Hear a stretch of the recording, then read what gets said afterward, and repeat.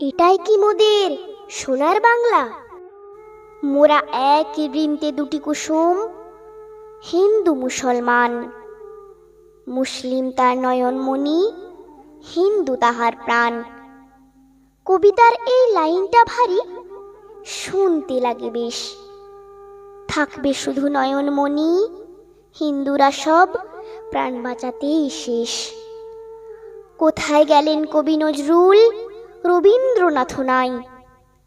আজকে আছেন অনেক কবি, শুধু হৃদয়টুকুই নাই। মুসলিমদের কোরআন আর হিন্দুদের সেই গীতা, প্রাণ বাঁচাতে ওসব ভুলে সবাই ছাড়ছে বাস্তু ভিটা।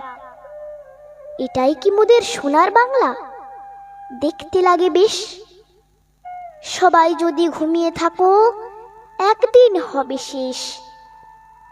তাই তো বলি আসুন না সব থাকি মিলেমিশে।